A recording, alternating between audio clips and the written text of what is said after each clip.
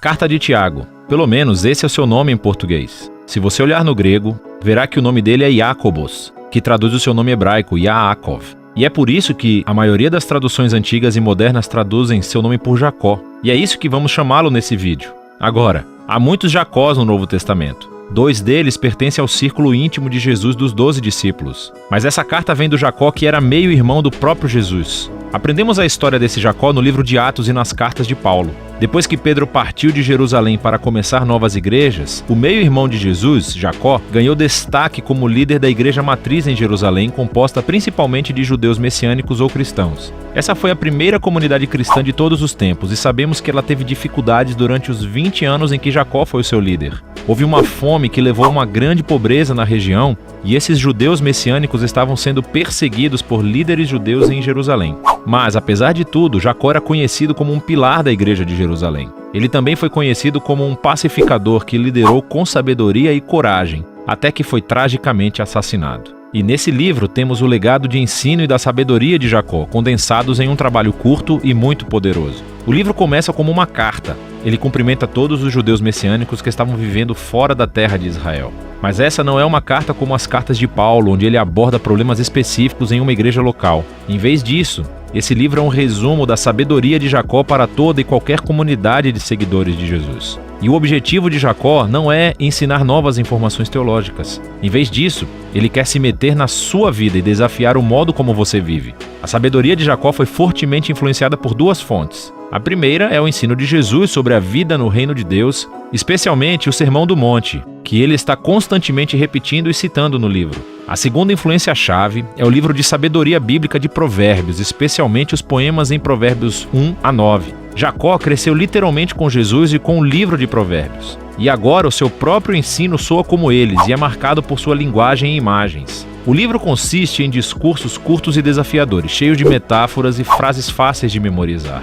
Em essência, Jacó está clamando para que a comunidade messiânica se torne verdadeiramente sábia, vivendo de acordo com o resumo da Torá de Jesus, para amar a Deus e ao próximo como a si mesmo. O corpo do livro está nos capítulos 2 a 5, que consiste em 12 ensinamentos curtos que chamam o povo de Deus para a devoção sincera aos ensinos de Jesus. E todos juntos, eles não desenvolvem uma ideia principal de maneira linear. Cada tipo de ensino é separado e é concluído com uma frase cativante. Mas todos esses ensinos estão conectados através de palavras e temas repetidos que são muito legais. Na abertura do corpo do livro há 2 ensinos. Primeiro, sobre favoritismo e amor. Jacó expõe como tendemos a mostrar favoritismo a pessoas que podem nos beneficiar e negligenciamos pessoas que não podem, geralmente porque são carentes. Jacó diz que isso é o oposto do amor definido por Jesus. Ele prossegue mostrando como é e como não é a fé genuína. Então, se alguém diz que tem fé em Deus, mas negligencia as pessoas carentes ou pobres, a fé dessa pessoa está morta, diz ele. Suas ações traem o que dizem que acreditam,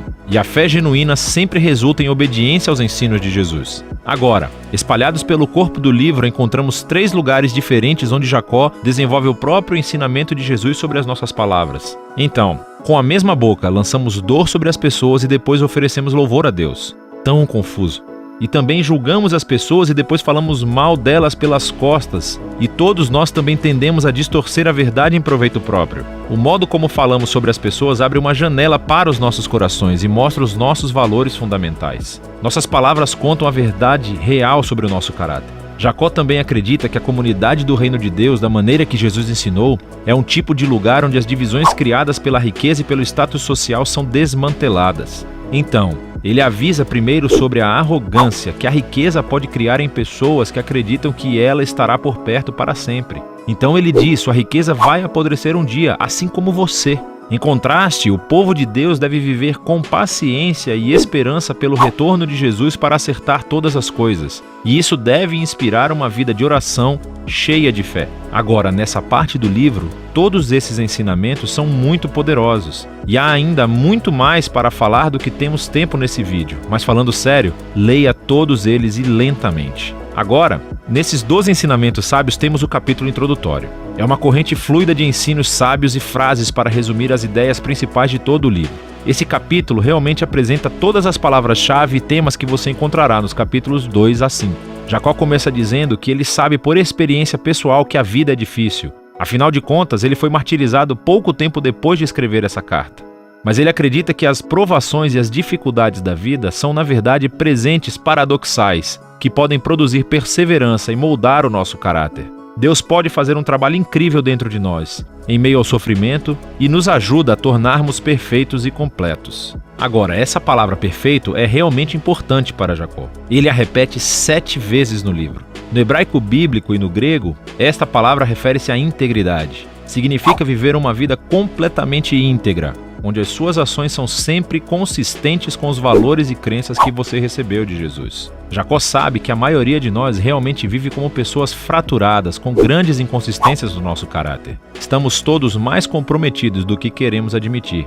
No entanto, Deus está em uma missão para restaurar pessoas fraturadas, para torná-las íntegras, e isso começa com sabedoria, a capacidade de ver minhas dificuldades através de uma nova perspectiva. Deus generosamente dará esse tipo de sabedoria às pessoas que pedem com fé, sem duvidar do caráter de Deus. E quando entendemos o nosso humilde e frágil lugar diante de Deus, somos forçados a escolher entre a ansiedade ou confiança. E a verdadeira sabedoria significa escolher acreditar que Deus é bom, apesar de minhas circunstâncias. Então, se a pobreza está forçando você a passar por momentos difíceis na vida, Jacó diz: tente ver isso como um presente que obriga você a confiar somente em Deus. E além disso, a riqueza é fugaz. Tudo passará como flores do campo no calor de verão. E quando passarmos por tempos difíceis, não acusem a Deus. Em vez disso, deixe que as suas circunstâncias ensinem o que Jesus ensinou sobre o caráter de Deus, que o Pai é generoso, que Ele está pronto para nos encontrar em meio à nossa dor e que Ele é digno de confiança.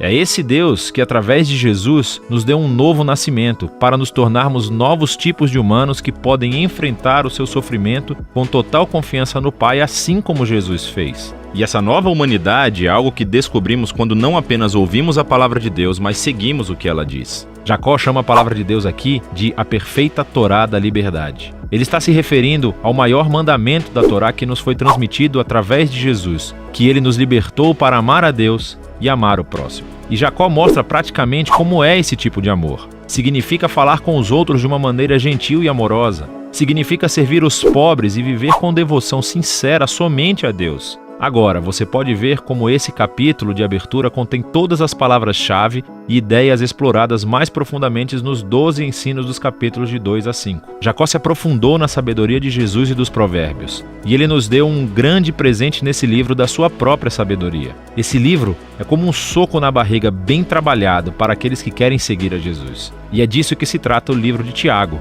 ou Jacó.